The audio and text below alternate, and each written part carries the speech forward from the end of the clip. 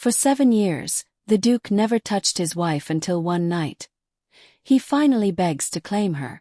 The candle had burned down to almost nothing, and still Eleanor sat awake, listening to the sound of her husband's footsteps pacing outside her door. 7 years of marriage, and he had never once crossed that threshold at night. Tonight, for the first time, his hand rested on the handle. And for the first time, she heard him whisper her name like it cost him something to say it. She did not open the door. Not yet. Eleanor Whitmore had married Duke Alastair Raeburn when she was 22 years old, in a ceremony arranged by her father to settle a debt neither of them ever spoke of aloud. She had walked into Raeburn Hall expecting coldness, and coldness was exactly what she received. Alastair was polite. He was generous with money, careful with appearances, and utterly absent in every way that mattered. He gave her a wing of the house to call her own. He gave her freedom to spend her days as she wished. What he never gave her was himself. For the first year she believed it was grief. His first wife, Margaret, had died 3 years before their marriage, and the servants still spoke of her in hushed, careful voices. Eleanor told herself that time would soften him. She was patient. She learned to run his estate better than any steward. She read every book in his library. She waited. By the 3rd year she stopped waiting. By the 5th year she stopped hoping. And now, in the 7th year, she sat in the dark listening to a man she barely knew, wondering why tonight of all nights, he had finally come to her door. 3 days earlier everything had changed. A letter had arrived from London, delivered by a rider who refused to say who sent him. Eleanor had watched from the top of the staircase as Alastair read it in the front hall, his face turning the color of old ash. He said nothing to her. He locked himself in his study for 6 hours. When he finally emerged, he looked at her the way a drowning man looks at the shore. Who was the letter from? She had asked him at dinner. No one of consequence, he said, and his hand shook slightly around his glass. She knew he was lying. She had known this man for 7 years without knowing him at all, but she knew the sound of his lies. They were quieter than his truths. The next morning she found the housekeeper, Mrs. Pruitt, dusting the portrait gallery with unusual care around one particular painting. Margaret, the first Duchess, smiling faintly in her wedding gown. Mrs. Pruitt, Eleanor said carefully, did you know the first Duchess well? The older woman's hands stilled on the frame. Better than most, Your Grace. Though it is not my place to speak of her. Why not? Mrs. Pruitt only shook her head and walked away, leaving Eleanor with more questions than she had arrived with. That evening, Eleanor did something she had never allowed herself to do in 7 years of marriage. She walked into her husband's study while he was out riding, and she searched his desk. She found nothing in the drawers. But tucked behind a row of ledgers, she found a small wooden box, its lid worn smooth from handling.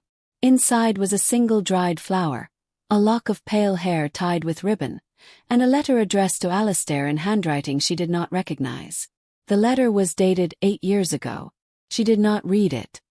Her hands trembled too badly to unfold it fully, and some instinct told her this was not yet hers to know. She put everything back exactly as she found it. But that night, for the first time, she understood that her husband's silence was not indifference. It was a wound he had never let heal. The following day, the man from London returned. Eleanor watched from her window as he and Alastair spoke in the garden, their voices low and tense.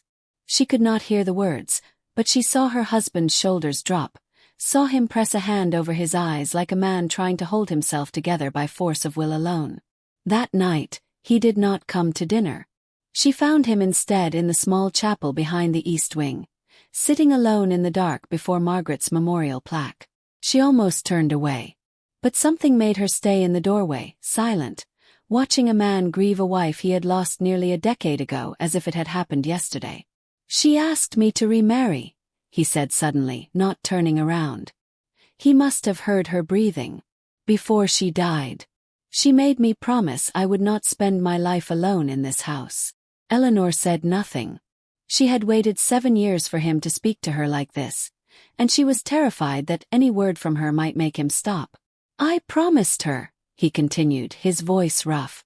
"And then I married you and I could not. I did not know how to love you without feeling like I was betraying her memory. So I gave you everything except myself. I told myself it was kindness. I told myself I was protecting you from a man who had nothing left to give." "And the letter?" Eleanor asked softly. "The man from London?" Alistair finally turned to face her. In the candlelight, he looked older than she had ever seen him, and younger too, like a boy caught in a lie he no longer had the strength to carry. "Margaret had a brother," he said. "James. He blamed me for her death. She died in childbirth, delivering a son who did not survive either. James left England the week of her funeral and swore he would never speak to me again. He has been living in debt and disgrace for years. Now he wants money, or he threatens to tell you things about our marriage that were never true, twisted just enough to destroy what little trust we have left." "What things?" "That I killed her," Alistair said quietly. "That I refused to call the physician in time because I did not want the child. None of it is true. But grief makes people cruel, Eleanor, and guilt makes liars sound convincing." Eleanor felt something inside her chest loosen, just slightly, like a knot pulled after years of tightening. "Why didn't you tell me any of this?" 7 years, Alistair. I built an entire life beside a man I thought would never let me in. "Because I did not believe I deserved to be let in myself," he admitted. "I thought if I gave you distance, I could not hurt you the way I believe I hurt her. I thought silence was mercy." "It was not mercy," Eleanor said, her voice breaking for the first time in years. "It was a prison. For both of us." He crossed the small chapel and stopped in front of her, closer than he had stood in 7 years of marriage. "I know that now. I have known it for 3 days, ever since that letter arrived, and I realized the thought of losing you, of you believing lies about me and leaving this house, frightened me more than anything James could ever say." That night he came to her door. She had heard him pacing for nearly an hour before he finally knocked, softly, almost afraid of the sound his own hand made against the wood. "Eleanor," he said through the door. "I know I have no right to ask this. I know 7 years of silence cannot be undone in one night. But I am asking you, not as your husband by arrangement, but as a man who has finally understood what he has been throwing away. Me in. Not to claim what was promised to me on paper.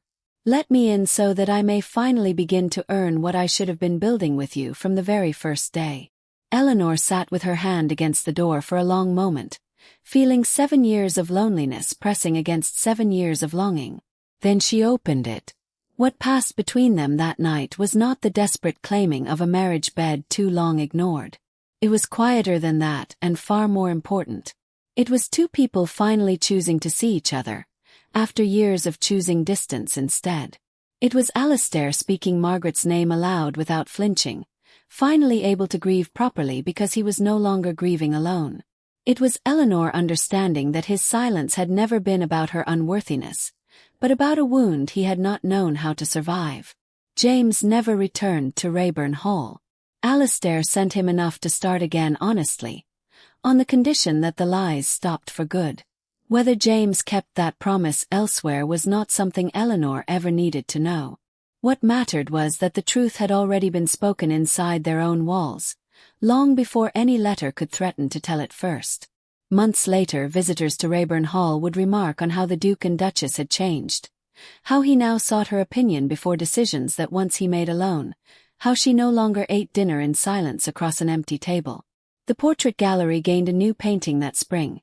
Eleanor and Alistair together, neither smiling too widely nor too carefully, simply present, the way people who have finally chosen each other tend to look. 7 years is a long time to wait for a door to open. But some doors, once opened honestly, are worth every year spent standing outside them. Engagement question. Do you think Eleanor was right to forgive 7 years of silence once she understood the truth behind it?